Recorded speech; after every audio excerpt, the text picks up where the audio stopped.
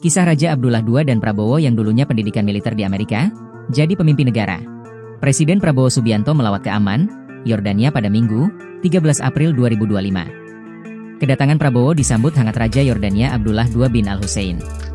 Bahkan, pesawat yang membawa Prabowo mendapatkan pengawalan ketat dari 2 pesawat tempur milik Angkatan Udara, AU, Yordania hingga mendarat dengan selamat. Tidak hanya menyambut secara resmi, Raja Abdullah II juga secara pribadi mengantar Prabowo menuju hotel tempat bermalam di kota Amman, Yordania. Prabowo juga diundang dalam jamuan makan malam pribadi di kediaman Raja Abdullah II. Diketahui Prabowo dan Raja Abdullah II memang sudah bersahabat sejak lama. Persahabatan keduanya mulai terjalin saat sama-sama mengikuti pendidikan militer di Fort Benning, Amerika Serikat pada tahun 1980-an. Saat itu, Prabowo adalah perwira muda dari Indonesia, sementara Raja Abdullah II adalah pangeran militer dari Yordania. Prabowo dan Raja Abdullah II kembali bertemu pasca kerusuhan Mei 1998. Saat itu, Prabowo meninggalkan Indonesia untuk tinggal di Yordania.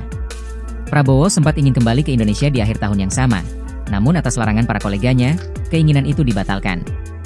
Cerita ini diungkapkan Wakil Ketua Umum Partai Gerindra Fadly Zon.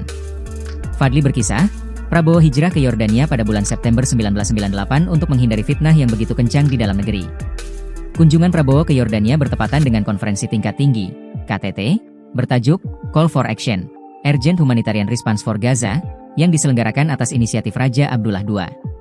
Dalam forum tersebut, Prabowo tampil sebagai satu-satunya kepala negara dari Asia yang hadir langsung, menegaskan posisi Indonesia dalam isu Palestina. Hubungan pribadi antara Prabowo dan Raja Abdullah II tidak hanya menjadi cerita persahabatan, tetapi juga aset diplomatik yang berharga. Di tengah dinamika Timur Tengah dan tantangan global, kedekatan ini membuka jalur komunikasi yang lebih efektif dan penuh kepercayaan.